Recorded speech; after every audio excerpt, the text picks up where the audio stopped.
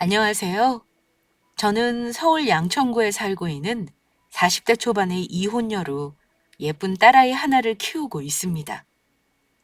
지금부터 제가 여러분들에게 해드릴 이야기는 실로 엄청난 것으로 제 이야기를 듣게 된다면 여러분 모두 경악을 금치 못할 것입니다.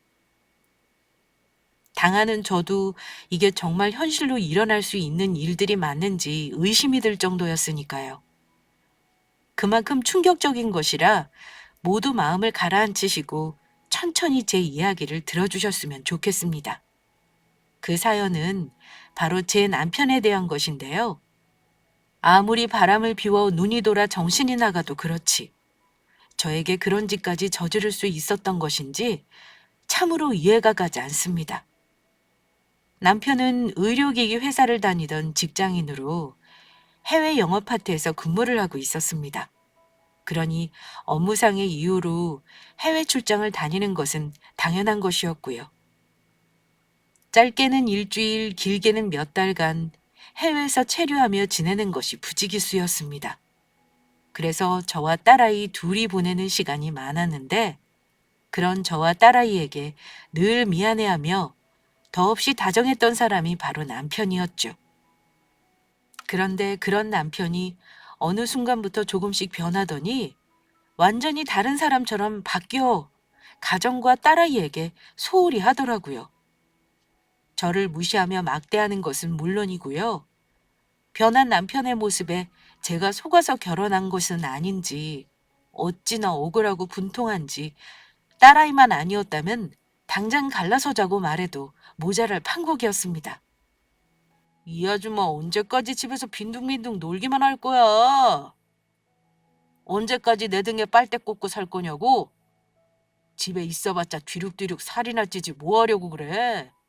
써주는 곳이 없으면 직접 나가서 일자리라도 알아보든가. 우리 아린이가 커서 당신 닮을까봐 무섭다 무서워. 빨대는 무슨 빨대? 그러는 당신이야말로 정말 뻔뻔하다. 너는 내가 지금 집에서 노는 걸로 보이니? 집에서 아린이 보고 집안 살림하고 제대로 쉴 시간이나 있는 줄 아니? 당신 해외 출장 다닌다고 한 번이라도 제대로 집안에 신경 쓴 적 있어? 시댁이며 집안 대소사 나 혼자 다 알아서 했어. 언제는 내가 일하겠다고 하니까 무리하지 말고 아린이 돌보면서 육아나 신경 쓰라고 하더니 이제 와서 딴소리야? 별로 한 것도 없으면서 또 지 혼자 일 다 한 것처럼 유세네. 막말로 집에서 살림하는 당신이 힘들겠어? 아니면 밖에 나가서 돈 버는 내가 힘들겠어? 집에서 내 돈으로 먹고 사는 주제에 어디서 말이 많아. 어디 집안의 가장인 남편한테 바락바락 대드느냐고. 그렇게 안 입고 오면 당신 밖에 나가서 돈 벌어 오든가. 왜? 힘들어서 그건 못하겠지? 하긴 능력 없는 너 같은 것을 어디에서 써주겠냐? 지금 말 다 했어? 어디 언제까지 그런 소리 할 수 있나 보자. 보긴 뭘 봐. 아줌마 하는 말 하나도 안 무섭거든? 남편이 일 때문이라고 하지만 결혼 후 아이 임신이며 출산, 육아 전부 준비하며 독박으로 했던 게 바로 저였습니다. 게다가 남편이 해외로 출장일 때는 아이가 아프거나 시댁에 일이라도 생기면 혼자 전전긍긍하며 마음고생, 몸고생 전부 저 혼자 해야 했죠. 예전에 그런 부분에 대해 미안해하며 저에게 늘 잘했던 남편이었는데 이젠 도리어 뻔뻔하게 적반하장으로 나오고 있었던 것입니다. 그러던 어느 날 해외 출장 간 남편에게서 받은 편지 한 통으로 그가 갑작스레 변심한 이유를 알게 되고 말았습니다. 해외에서 보낸 편지는 분명 남편 글씨가 맞는데 받는 사람 이름이 제가 아닌 전혀 모르는 사람의 이름이었던 것입니다. 우리 귀염둥이 오빠 없이 혼자 잘 지내고 있나? 혹시 나 없다고 혼자 울고 있는 건 아닌지 모르겠네. 이 오빠도 우리 영지 보지 못해서 많이 속상하지만 우리 귀염둥이 생각하며 열심히 일하고 있으니까 보고 싶어도 조금만 참아. 해외 출장 끝나는 대로 바로 달려갈 테니까. 그리고 부탁 하나가 있는데 우리 둘이 만날 때 오빠가 집에 연락한다고 너무 서운해하지 않았으면 좋겠어. 마누라라는 그 아줌마가 집에 언제 오는지 연락 안 하면 받을 때까지 질리도록 연락하고 잔소리를 해대서 우리 영지 만날 때 방해돼서 그런 거니까 우리 착한 영지가 이해해 줄 거지? 대신 우린 오빠가 회사 있을 때 매일 보잖아. 그러면 다시 만날 때까지 건강하게 잘 있고 우리 귀염둥이 주려고 오빠가 선물 사놨으니까 기대하고 있어. 뭐 이런 건 문자나 전화로 해도 되지만 또 이렇게 편지로 사랑 표현하는 것도 낭만적이잖아. 이 세상에 오빠처럼 낭만적인 남자도 별로 없을걸? 나 같은 남자 만난 걸 행운으로 알라고. 그럼 귀염둥이, 한국에서 만나자. 너무나 충격적이게도 남편에게서 왔던 편지는 바로 남편이 상간녀에게 쓴 편지였던 것입니다. 남편과 저는 연애 결혼을 했는데 그때도 남편이 저에게 자주 편지를 써서 줬던지라 글씨체만 봐도 남편이 쓴 것을 단번에 알 수 있었습니다. 그 멍청한 놈이 상간녀에게 보낼 편지를 주소를 잘못 적어 집으로 보냈던 것입니다.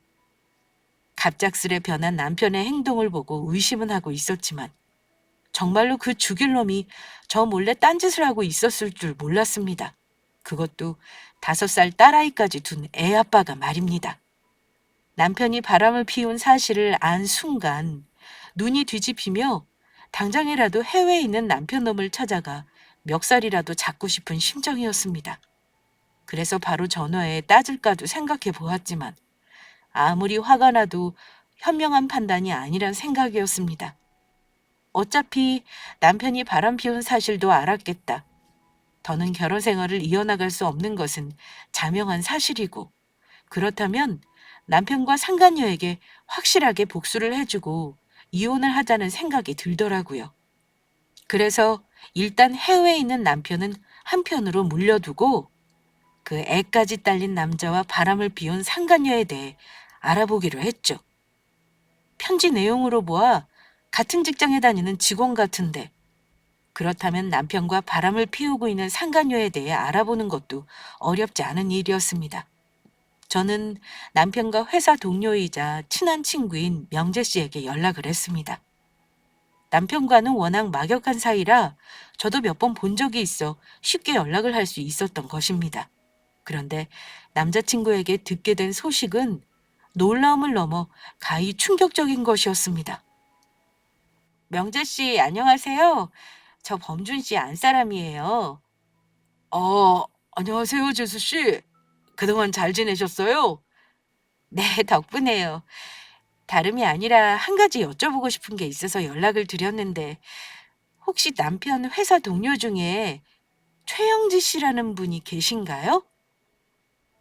최영지 대리요? 그분이라면 개발팀 소속 연구원으로 알고 있습니다. 저희 회사 대표님 따님이시기도 하고요. 그런데 갑자기 그분은 왜요? 최영지 씨가 대표님 따님이라고요? 혹시 회사에 동명이인이 있는 건 아니고요? 아니요.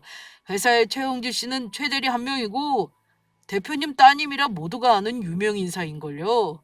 절대 헷갈릴 수가 없죠. 아, 그렇군요. 별건 아니고 남편이 가끔 이야기하기에 그이랑 많이 친하신 분인가 해서 물어봤던 거예요. 아무래도 대표님 따님이라 다들 좀 어려워하는 것도 있고, 그래서 범수놈이 이야기했나 보네요.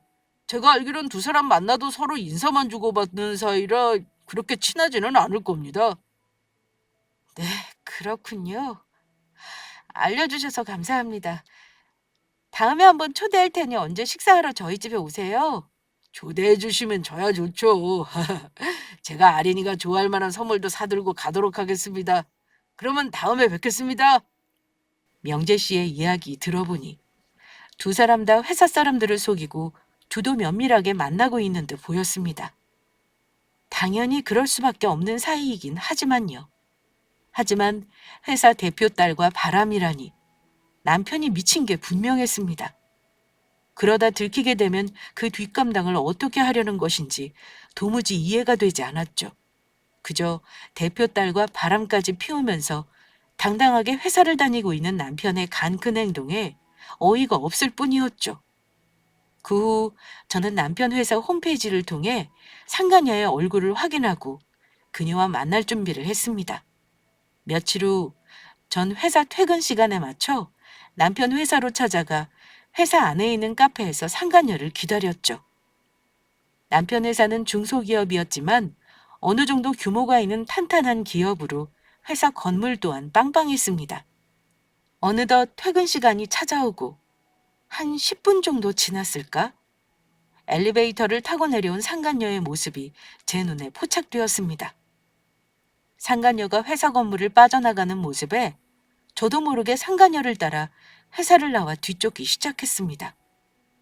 일단은 그녀에게 할 말이 있었으니까요. 그런데 얼마나 걸었을까? 저는 상간녀의 뒤를 쫓다 또다시 놀랄 만한 새로운 사실을 목도하고 말았습니다. 상간녀에게 다가가 말을 걸 겨를도 없이 회사 근처에서 상간녀가 어느 남자와 만나 다정히 팔짱을 끼고 걸어가는 모습을 보게 된 것입니다. 누가 봐도 연인 사이가 틀림없어 보였습니다. 그러니까 한마디로 말하자면 상간녀는 저희 남편을 만나면서 다른 남자와 양다리를 걸치고 있었던 것입니다. 어처구니 없는 상간녀의 모습을 뒤에서 멀뚱히 지켜보던 저는 짖지없이 핸드폰을 꺼냈고 상간녀와 같이 걸어가고 있는 남자의 모습을 정신없이 사진으로 찍었습니다. 그리고 상간녀를 바로 만나 따지려 했던 계획을 바꾸어 그 다음 날도 상간녀의 뒤를 쫓기 시작했죠. 그러자 아니나 다를까 상간녀는 어제 만났던 남자가 아닌 다른 남자와 데이트를 즐기는 것을 확인할 수 있었고 저는 그 모습 또한 빠짐없이 사진으로 찍었습니다. 바람을 피우는 제 남편을 보며 제정신이 아니라고 생각했는데 상간녀는 저희 남편보다 더 제정신이 아닌 사람처럼 보였습니다. 그러면서 드는 생각이 저런 제정신이 아닌 사람을 상대하려면 저 또한 만반의 준비를 해야겠다는 생각이 들더라고요. 그래서 상간녀를 만나기 전 좀 더 철저히 준비를 하기로 마음먹고 정말 혹시나 하는 마음에 남편이 집에 두고 간 차에 블랙박스를 확인하였습니다. 그러자 저를 물러봤는지 멍청한 남편 놈이 운전하던 차 블랙박스에 출장 가기 전날까지 며칠 동안 상간녀와 만나 이곳저곳을 다니며 바람을 피운 증거 영상들이 남아있더라고요. 중간에 제가 남편 차를 움직였다면 전부 지워졌을 증거들인데 남편 차가 아닌 딸아이 카시트가 있는 제 차로 움직여 보존할 수 있었던 영상이었습니다. 저는 그렇게 남편이 상간녀와 바람 피운 증거들을 모을 수 있었습니다. 그런데 문득 몹시 궁금한 생각이 떠올랐습니다. 남편의 회사 대표님은 자기 딸이 유부남인 회사 직원과 바람을 피우고 있는 사실을 알고 계실까 하는 생각이요? 그리고 만약 회사 대표님이 그 사실을 알게 된다면 어찌 나올지 매우 궁금해지더라고요. 그리고 어쩌면 제가 생각했던 것보다 바람을 피운 남편과 상간녀를 제대로 혼내줄 수 있을지 모른다는 마음이 들었습니다. 아주 제대로 된 확실한 복수 말이에요. 며칠 후 저는 마음을 단단히 먹고 남편 회사 건물에 있는 카페에서 다시 상간녀를 기다렸습니다. 그리고 마침내 오후 6시 퇴근 시간이 되었고 상간녀가 나오는 모습이 제 시야에 들어왔습니다. 상간녀를 보자마자 카페에 나와 저는 상간녀에게 다가갔습니다. 안녕하세요, 최영주 씨. 저 김범준 차장 부인 되는 사람입니다. 제가 다가가 말을 걸자 조금 당황하는 것 같던 상간녀는 언제 그랬냐는 듯 아무렇지 않은 얼굴로 이야기하더라고요. 어머, 김 차장님 사모님이셨군요. 평소 김 차장님께서 저한테 잘해주셔서 감사하게 생각하고 있었는데 이렇게 사모님도 직접 뵙고 정말 반가워요. 내가 정말로 반가워요. 당신이라면 절대로 내가 반가울 리 없을 텐데. 내가 왜 당신 만나러 왔는지 알 거 아니야. 그게 무슨 말씀이세요, 사모님? 저는 전혀 모르겠는데요. 어머, 그래? 이미 제가 모든 상황을 다 알고 왔다는 것을 알고 있었을 텐데도. 상간녀는 끝까지 발뺌하려고 하더라고요. 그래서 저는 남편이 상간녀에게 보냈던 편지 사본과 둘이 바람 피운 장면이 저장된 남편 차의 블랙박스 영상을 핸드폰으로 보여주었습니다. 그리고 다른 여러 남자들과 만나 데이트를 하며 늦은 밤 불순한 장소로 들어가는 사진도 보여주었죠. 이걸 다 어디서? 이렇게 증거가 있는데 계속 발뺌할 생각이니? 그리고 너 보니까 우리 남편 말고 만나는 남자가 한둘이 아닌 것 같더라? 그런데 저의 예상대로 상간녀는 정말로 제정신이 아닌 사람이 맞는지 조금 당황하는가 싶더니 아주 뻔뻔하게 나왔습니다. 그래서 뭐 어쩌라고요? 남편이랑 이혼이라도 하시게요? 아줌마, 이제 바람펴도 법적으로 처벌받지 않는다는 거 몰라요? 상간녀의 행동에 기가 막혔던 것도 사실이지만 저도 상간녀를 만나며 그냥 왔던 것이 아니었습니다. 저 또한 준비한 비장의 카드를 내밀었죠. 그렇게 당당하면 나 지금 바로 네 아빠 만나도 되는 거지.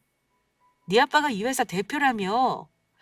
그러니까 네 아빠 만나서 네가 우리 남편이랑 바람 피운 사실 좀 알리고 자식 교육 좀 똑바로 하라고 말을도 좀 하려고. 내가 여기서 너희 아빠 나오라고 큰 소리 좀 쳐줄까? 당신 딸이 회사 직원이랑 내 남편이랑 바람 났다고? 뭐, 뭐라고요? 저기요, 아줌마. 아니, 언니, 부탁인데 다른 곳으로 가서 이야기하시면 안 될까요? 우리 아빠 알면 저 죽는다고요. 이번엔 정말 정신병원에 집어넣으려고 할지도 몰라요.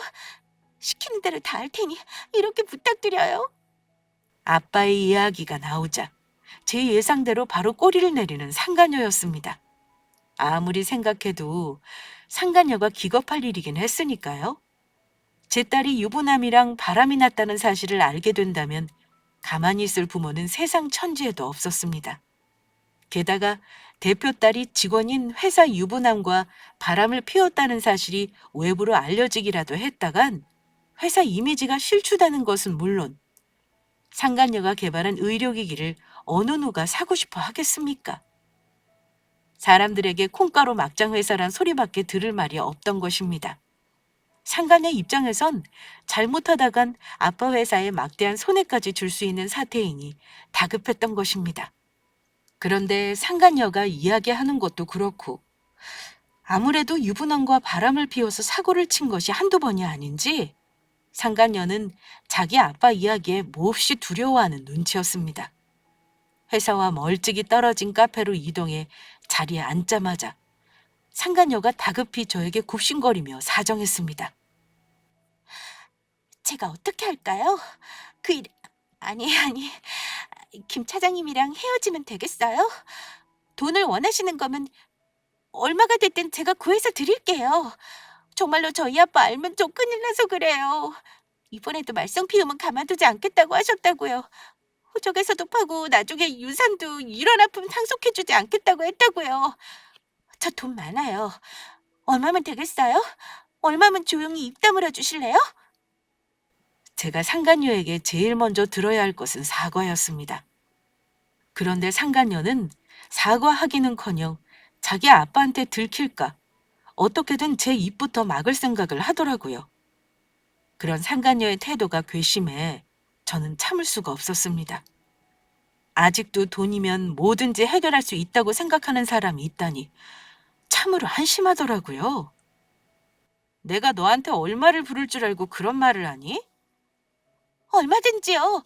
저 진짜 돈 많다니까요. 세상에 돈으로 안 되는 일이 어디 있다고요. 언니도 돈 좋아하잖아요. 그런데 상간녀는 제가 화나서 한 질문에 돈을 주면 제가 입 다물어 주겠다는 말로 착각한 것인지 화색이 도는 얼굴로 변해 있었습니다. 그래서 저는 그런 상간녀를 향해 한껏 비웃어 주었죠. 100억. 내가 바라는 건 100억인데 너 그 돈 줄 수 있겠어? 뭐? 이 아줌마가 미쳤나? 내가 100억이 어디 있어? 내가 아무리 우리 회사 대표 딸이라지만 그런 큰 돈은 재벌도 아줌마한테 못 준다고, 이 날강도 같은 인간아. 날강도는 네가 날강도겠지. 남의 남편 훔쳐서 바람 피웠으면서 지금 누구 보고 날강도래? 그리고 너는 그 정도 돈도 없으면서 바람 피울 생각을 한 거니? 어디서 말도 안 되는 억지야. 너 지금 나 골탕 먹이려고 그러는 거지. 도대체 나한테 뭘 바라는 건데? 나한테 왜 이러는 건데? 지금 누가 할 소리를 하는 거야? 지금 감히 어디서 큰 소리냐고? 흥분해서 개거품을 물고 달려들려 하던 상간녀는 제 마지막 말에 정신이 들었는지 바로 꼬리를 내렸습니다. 죄, 죄송합니다. 언니, 제가 어떻게 하면 될까요? 무엇을 원하는지 이야기하시면 그대로 따를게요. 넌 그냥 내가 하라는 대로 하면 돼. 내가 기라고 하면 기는 거고 죽으라고 하면 어떻게 해서든 죽는 신용이라도 하면 되는 거라고. 저는 상간녀의 핸드폰 번호를 제 핸드폰에 찍게 했습니다. 언제든지 제가 원할 때 바로 연락할 수 있도록요. 그리고 오늘 만난 사실을 절대로 남편에게 알려선 안 된다고 했죠. 만약 알렸다간 당장 상간녀의 아빠에게 네가 내 남편과 바람 피운 사실을 알릴 테니 각오하는 게 좋을 거란 말도 빼놓지 않았습니다. 그리고 상간녀 앞에 제 핸드폰 녹음 버튼을 누른 후 남편과 상간녀가 만나게 된 시기부터 어떻게 바람을 피우게 된 것인지 전부 실토하게 만들었습니다. 그렇게 상간녀의 이야기를 듣게 되고 알게 된 사실인데 어차피 둘 다 쓰레기인 건 변하지 않은 사실이지만 상간녀가 제 남편이 유부남인 사실을 알면서도 먼저 꼬리를 흔든 것이더라고요. 도대체 왜 가정 있는 유부남한테 그런 일을 한 것인지는 이해할 수 없지만요. 그렇게 저는 상간녀에 이어 남편에게 복수할 준비를 해나갔고 마침내 한 달간의 출장을 마치고 남편이 집으로 돌아왔습니다. 바람 피운 사실을 들켰다는 것을 모르는 남편은 선물을 사왔다며 저에게 선심 쓰듯 3만 원짜리 립스틱을 내밀었습니다. 자, 장모님 드리려고 립스틱 좋은 거로 하나 샀으니까 가져다 드려. 나처럼 장모님 챙기는 사위는 없을 거야. 당신도 장모님 챙기는 나처럼 좋은 남편 둔 거 감사해야 하라고. 좋은 남편 좋아하시네. 너처럼 멍청하게 바람 피우다 걸리는 놈도 없을 것 같은데? 왜? 상간이한테 줄 화장품 사면서 양심에 조금 걸렸니? 너 이거 너랑 바람 피운 그년 명품 화장품 사주면서 양심에 찔리니까 우리 엄마 준답시고 사온 거잖아. 그것도 네가 산 명품 화장품이랑 비교도 안 되는 싸구려 3만 원짜리 립스틱. 내가 이미 너 카드 결제 내역 전부 확인했거든. 그리고 네 놈이 보낸 편지도 아주 잘 받았다. 저는 바로 남편이 주소를 잘못 적어 상간녀에게 보내려다 집으로 보냈던 편지를 보여줬습니다. 아주 잘 보라고 그 인간의 얼굴에 들이밀어 주었죠. 그러자 남편은 바로 납작 엎드려 저에게 싹싹 빌기 시작하더라고요. 여보, 내가 잘못했어. 내가 미안해. 제발 한 번만 용서해주라. 너 같은 놈이랑 더는 못 살지. 나 너랑 이혼할 거야. 하지만 그 전에 내가 당한 만큼 너도 고통스럽게 해줄 테니까 각오하는 게 좋을 거야. 너는 바람 피우면서 나랑 네 딸한테 미안하지도 않았니? 어떻게 딸 자식까지 있는 놈이 이럴 수 있어? 안 돼, 여보. 나 당신 없으면 못 살아. 나 버리지 마. 나 당신이랑 아린이 두고 못 헤어져. 당신이랑 아린이 없으면 나 죽는다고. 그런 놈이 바람을 피웠냐? 죽든 말든 네 사정이고 너 같은 더러운 놈 더는 내 집에 못 들이니까 당장 꺼져. 저는 남편이 출장 다녀온 짐을 풀을 겨를도 없이 여행 가방과 그대로 내쫓았습니다. 하지만 그때까지도 몰랐죠. 저에게 용서를 빌던 남편이 저에게 뒤통수를 칠 줄은요. 어디서 그런 말도 안 되는 생각을 한 것인지 모르겠지만 이혼하자는 말이 제가 겁을 주려 그러는 척 신용만 한다고 생각한 겁니다. 남편과 상간녀가 저에게 연락해 막 나왔던 것이죠. 능력도 없는 아줌마가 나랑 헤어지면 뭐 해먹고 살려고 자꾸 이혼한다고 그러는 거야? 우리 영지 말 들으니까 우리 회사 대표님까지 찾아간다고 협박했다면서? 당신 미쳤어? 그런 높은 분이 당신 같은 아줌마를 쉽게 만나줄 것 같아? 어디 해볼 수 있으면 해봐. 당신 지금 한 말 후회 안 하지? 그리고 자꾸 당신 이혼 그러는데 너같이 능력 없는 여자랑 같이 살아주는 나한테 고맙게 생각하라고. 나 없으면 어디 가서 입에 풀칠이라도 할 수 있겠어? 당신 말대로 어디 이혼할 수 있으면 해보라고. 어차피 너 겁도 많아서 이혼 같은 거 못할 거잖아. 아줌마, 저도 우리 그이랑 같은 생각이에요. 정말로 우리 아빠 만날 수 있으면 어디 해보세요. 우리 그이 말 들어보니까 아줌마 능력 없어서 예전에 하던 일도 관두고 집에서 놀고 있다면서요? 요즘 아줌마들 남편이랑 이혼하고 싶어도 능력 없어서 못한다던데. 사실인가 보네? 웃기고 있어 정말. 괜히 겁먹었잖아. 오냐, 너희 두 잡것들이 그토록 원하던 대로 해주마. 네, 해보시라고요, 어디. 하지만 두 사람의 만행은 그 뒤로도 계속되었습니다. 저에게 두 사람이 어떻게 바람을 피우는지 실시간으로 저에게 카톡과 사진을 보내왔던 것입니다. 오늘은 우리 영지랑 당신이 몇 년 전부터 가고 싶다고 했던 남산 놀러 왔어. 우리가 대신해서 당신 목까지 열심히 놀아줄 테니까 당신이 보낸 사진 보면서 대리만족하던지. 우리 제주도 놀러 왔거든? 숙소는 제주도에서 제일 비싸다는 호텔 잡아서. 제주도라 그런지 어딜 가든 경치가 좋네. 그런데 당신 나랑 이혼한다더니 왜 아직 깜깜무소식이야? 막상 내 그늘에서 벗어나려니까 무섭지. 왜 여자들이 남편 바람나도 그냥 사는지 알아? 지 혼자 벌어 먹고 살기 무서워서 그런 거라고. 바로 너처럼. 얼마든지 해보고 싶은 대로 해보라고. 그래도 내가 선심 써서 우리 아린이 먹을 감귤빵은 하나 사서 택배로 보낼 테니까 잘 받고. 남편 놈은 정말로 카톡 내용처럼 딸아이 먹이라며 택배로 감귤빵을 사서 보내왔습니다. 선심 쓰듯 쪽지로 제가 마실 제주도 녹차도 보내준다면서 자기한테 감사해야 하라고 하더군요. 전 남편이 보낸 택배 상자를 그가 보낸 쪽지와 함께 전부 쓰레기통에 버렸습니다. 그리고 남편에게 마지막이 될 카톡을 보냈습니다. 지금까지 니들이 나한테 저질렀던 만행 잘 보았다. 이제는 내 차례야. 그리고 지금까지 내가 왜 가만히 있었다고 생각하니? 네가 나한테 보내준 바람 피운 증거들 차곡차곡 모으려고 그랬던 거야. 그것도 모르고 바람 피운 증거들 네 스스로 보내줘서 정말 고맙다. 내일부터 너에게 딴 세상이 펼쳐질 테니까 기대하라고. 남편 놈이 휴가를 마치고 출근한 월요일 오전 9시. 모든 직원이 출근했을 그 시각에 전 남편 회사 홈페이지 게시판에 그동안 남편 놈과 상간녀가 바람피운 증거 자료들을 전부 올려버렸습니다. 남편이 상간녀에게 쓴 편지와 블랙박스 영상 사진들, 두 사람이 저를 괴롭히기 위해 보냈던 카톡 내용과 사진 전부를 공개해버린 것입니다. 물론 얼굴을 모자이크 처리하며 어느 부서의 김모 씨와 최모 씨라 일컬어 주었지만 회사 사람이면 누구를 지목했는지 절대로 모를 리가 없었죠. 대표 딸이 남편을 꼬드겨 바람을 피우게 되었다는 내용도 빼놓지 않았습니다.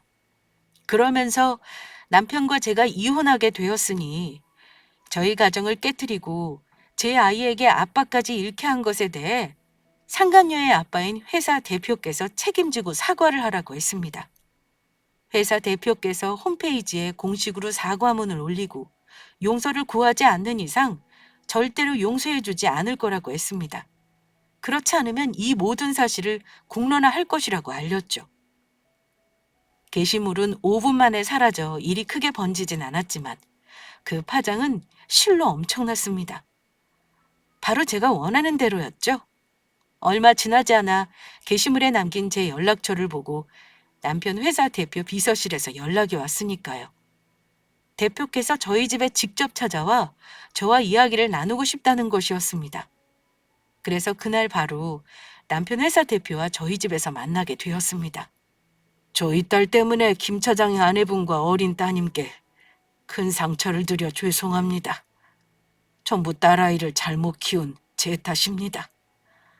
용서해달라는 말씀은 염치가 없어 차마 못 드리지만 어떻게 해야 마음이 조금이라도 풀리실지 알려주시면 제가 힘 닿는 데까지 최선을 다하겠습니다. 다만 한 가지 부탁드릴 것이 있다면 이번 일을 공론화하는 것쯤은 참아주시면 안 되겠습니까? 그 일로 저 혼자만 피해본다면 상관없지만 제 딸 일 때문에 다른 사원들에게까지 피해가 갈까 그것이 걱정이 됩니다. 직원들에겐 생계가 걸려있는 부분이지 않습니까? 이 부분은 제 딸의 아빠가 아닌 회사 대표로 부탁드리는 것입니다. 정말로 제가 원하는 건 무엇인지 들어주실 수 있는 건가요? 예, 뭐든지 들어드리겠습니다. 이 판국에 제가 못할 게 뭐가 있겠습니까? 저희 회사 앞날은 김 차장님 아내분께 달려 있습니다. 저는 그런 대표님에게 더 알아야 할 것이 있다며 상간녀가 제 남편뿐만이 아닌 다른 여러 남자와 만나고 있던 사진까지 전부 보여줬습니다. 그러자 대표님은 말은 안 했지만 부끄러웠는지 제 앞에서 얼굴을 숙인 채 한동안 고개를 들지 못하더라고요. 어떻게 이 녀석이 이 지경까지? 그 순간만큼은 같은 딸아이를 둔 부모 입장에서 대표님이 참으로 불쌍하다는 생각이 들었습니다. 딸 자식을 잘못 둔 덕으로 저를 찾아와 고개를 숙이며 용서를 구하고 있으니까요. 만약 대표님이 저를 만나 사과를 하지 않고 제 입을 막기 위해 힘으로 협박하거나 돈으로 해결하려고 했다면 저도 그때는 용서하지 않을 생각이었습니다. 정말로 모든 사실을 세상에 알리며 행동으로 보여줄 생각이었죠. 저에겐 그만한 힘이 있었거든요. 사실 저는 잘 나가는 동화 작가로 나름 영향력이 있는 사람이었습니다. 딸아이를 낳고 육아를 하느라 잠깐 몇 년 쉬고 있었지만 지금까지 펴낸 책들로 먹고 살 걱정 없을 만큼의 인세가 매달 제 통장으로 들어오고 있었으니까요. 쉬고 있는 와중에도 출판사에선 계속해 책을 내달라 요청이 오고 있는 상태였습니다. 하지만 제가 육아를 하느라 활동을 하지 않자 그것을 남편은 제가 능력이 없어 더는 출판사에서 찾아주지 않는다고 생각한 것 같았습니다. 제가 받는 인세가 남편이 받는 월급보다도 많은데도 말이죠. 저에게 능력이 없다며 구박했지만 저에 비해 정말로 능력이 없는 건 제가 아닌 바로 남편이었습니다. 그리고 솔직히 말하자면 저는 남편의 일에 대해 세상에 알리며 공론화할 생각은 없었습니다. 정말로 남편 회사 홈페이지에 저에 대한 사과문이 올리길 바란 것도 아니었고요. 회사 홈페이지 게시판에 글을 올렸던 것은 그렇게 하면 남편 회사 대표님께서 어떻게든 저를 만나줄 것이란 생각 때문이었죠. 그렇게 만난 대표님은 진심으로 자기 딸에 대한 잘못에 대해 저에게 미안해하는 눈치였습니다. 그래서 저도 대표님에게 제가 원하는 것을 말씀드렸습니다. 제가 바라는 건 어떻게든 남편과 상간녀에게 자신들의 잘못에 대한 제대로 된 사과만 받으면 되었습니다. 두 사람이 저지른 잘못에 대해 충분히 벌을 받으면서요. 남편과 대표님 따님이 제 앞에 와 무릎 꿇고 사과한다면 저도 그것으로 모든 걸 용서하고 넘어가겠습니다. 하지만 남편과 이혼하면서 대표님 따님에 대해 법적으로 받을 수 있는 위자료는 전부 받아낼 생각입니다. 잘못을 했으면 어떻게든 그에 대한 벌은 받아야 하는 것이니까요. 물론입니다. 제가 딸아이가 제대로 김 차장 아내분께 사과할 수 있도록 단단히 다 이루겠습니다. 김 차장에게도 회사 이미지를 실추시킨 것에 대해 제대로 책임을 지도록 만들고요. 두 사람의 허락을 받지 않고 회사 홈페이지 게시판에 사진을 올렸던 것도 따지면 법적으로 문제가 될 수 있겠지만 그 또한 제 선에서 막아보도록 하죠. 이렇게 넘어가 주셔서 정말 감사합니다. 그리고 다시 한번 제 딸아이 때문에 고통을 드려 죄송합니다. 남편 회사 대표가 떠난 지 얼마가 되었을까? 저를 만나고 싶다며 남편과 상간녀에게 다급히 연락이 왔습니다. 저와 헤어지고 대표님이 두 사람에게 연락해 무슨 말을 한 것인지 똥줄이 타는 모습이었죠.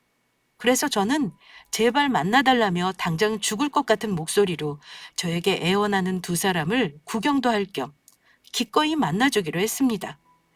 그렇게 만나기로 한 약속한 카페로 나가게 되었습니다. 여보, 나 좀 살려줘. 대표님이 나보고 자기 딸이랑 바람 피워서 회사 이미지 실추시켰다면서 회사 잘릴 각오하라고 했다고. 당신이 대표님한테 말해. 나 용서해달라고 하면 안 돼? 제발 이렇게 부탁해. 내가 뭐가 아쉬워서 그런 말을 해? 바람 피울 때 당신 이런 각오도 안 했던 거야? 그러면 당신 하는 거 보고 내가 가만히 있을 줄 알았어? 그러게 내가 이혼한다고 했을 때 나 괴롭히지 말고 가만히 있지 그랬어. 내가 전부 잘못했어. 그리고 일부러 바람 피우려고 피운 거 아니야. 저게 자꾸 꼬시니까 나도 모르게 넘어간 거라고. 당신 나보다 이미 돈 잘 버는 거 알지만 집에 있으니까 그게 너무 답답해서 나도 모르게 무시했던 말 나왔던 거라고. 그런데 대표님 말씀 들어보니까 당신 곧 출판사랑 새 작품 내기로 계약했다면서. 아이, 역시 정말 대단해. 내가 미쳤지. 당신 같은 여자를 두고 바람을 피우다니. 내가 잠시 미쳤던 거야. 언니, 제가 그동안 너무 버릇없이 굴고 속상했었죠? 전부 제가 잘못했어요. 용서해 주세요. 아빠가 당장 좀 보자는 거 저 무서워서 지금 피신온 거라고요. 이렇게 언니한테 용서를 빌 테니까 저희 아빠한테 저 용서해달라고 말씀해 주시면 안 돼요? 언니가 그때 말씀하신 100억은 못 드리지만 제가 매달 얼마씩 보내드리다가 아빠 죽고 재산 상속받으면 회사 주식 얼마 드릴게요. 언제는 아줌마라더니 불리해지니까 언니라고 그러니? 그리고 나 그런 돈 필요 없는데 어떡하지? 나도 벌만큼 버는 사람이야. 그리고 당신 그거 알아? 당신 귀염둥이가 당신 만나면서 다른 남자도 같이 만나고 있었던 거? 만나는 남자가 당신 말고도 아주 여러 명이더라?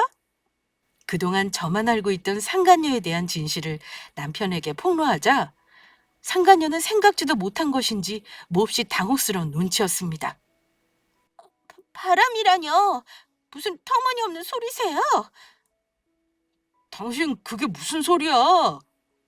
영지, 너 나 만나는 동안 다른 새끼도 같이 만나고 있었던 거야? 아니야, 오빠. 이 언니가 나 음해하려고 지금 거짓말하는 거야. 그렇게 아니라고 우긴다면 내가 증거를 보여주지. 저는 핸드폰으로 상간녀가 다른 남자와 바람을 피우고 있는 사진을 남편에게 보여주었죠. 그랬더니 남편이 아주 뒤집어지더라고요. 나랑 바람 피운 거 대표님한테 들켜 내 인생 망쳐놓고 다른 놈도 그동안 만나고 있었어? 이 더러운 것. 뭐? 더러워? 너도 나랑 바람 피워서 만난 주제에 무슨 말이 많아? 그러면 너는 바람 피워도 되고 나는 안 된다는 거냐? 너 지금 말 다 했어? 두 사람이 급기야 제 앞에서 서로 악다구니하며 싸우기 시작했습니다. 그러다 안 되겠는지 서로 몸싸움까지 하더라고요. 저는 두 사람을 한심한 눈으로 지켜보다 자리를 비웠습니다. 두 사람 다 하는 짓이 끝까지 정말 인간 같지 않더라고요. 그리고 며칠 후 대표님은 남편과 상간녀를 저희 집으로 데려왔습니다. 그리고 제 앞에 무릎 꿇고 앉혔죠. 대표님은 상간녀와 남편 차례대로 저에게 사과를 하게 시켰습니다. 상간녀는 저에게 사과를 하면서 대표님 눈치를 보더라고요. 폭력은 안 좋은 것이지만 대표님에게 맞은 것인지 한쪽 눈이 시퍼렇게 멍들어서는 두 손 모아 저에게 빌었습니다. 남편분을 꼬들겨 바람 피워서 정말 죄송합니다. 선생님, 한 번만 용서해 주세요. 정말 제가 죽일년이고 미친 종자예요. 제가 잠깐 정신이 어떻게 되었나 봐요. 그동안 이 남자 저 남자 만나며 남의 가정 깨고 인간 이하의 짓만 하고 다녔습니다. 앞으로 정신 차리고 착하게 살겠습니다. 여보, 정말 미안해. 내가 당신한테 못할 짓 하고 쓰레기처럼 굴어서 아프게 하고 아린이도 아빠 없이 살게 되고 정말 내가 죽일 놈이야. 그런데 나 한 번만 받아주면 안 될까? 당신이랑 아린이 없이 나 혼자 어떻게 살라고. 당신이랑 아린이 없으면 나 죽는다고. 남편과 상간녀에게 사과를 받은 다음 날, 전 바로 이혼 소송에 들어갔습니다. 뭐 얼마 지나지 않아 남편이 회사에서 잘린 것은 당연한 것이었고요. 금방 지웠다고 했지만 회사 홈페이지 게시판에 올렸던 제 글을 봤던 사람이 아예 없는 것은 아니었던지라 회사 안에서 삽시간에 소문이 퍼져나갔던 것 같습니다. 그러니 대표님도 남편이 저지른 잘못도 있고 회사에 그대로 둘 수 없었던 것이죠. 제 딸이랑 바람난 유부남 놈을 어느 누가 데리고 있고 싶겠습니까? 그리고 대표님은 화가 제대로 난 것인지 상간녀를 대표님 호적에서 정말로 파버렸고 집에서도 맨몸으로 내쫓았다고 하더라고요. 회사에서 잘린 것은 두말할 것도 없고요. 그래서인지 나중에는 돈이 없어 상간녀가 저에게 위자료를 깎아달라고 매달렸지만 어림없었죠.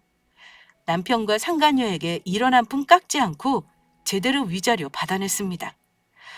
어찌 되었든 저도 정신적인 피해 보상은 받아야 했으니까요. 그리고 제 인생을 망친 두 인간에게 아량을 베풀 만큼 저는 속이 넓지 않았거든요.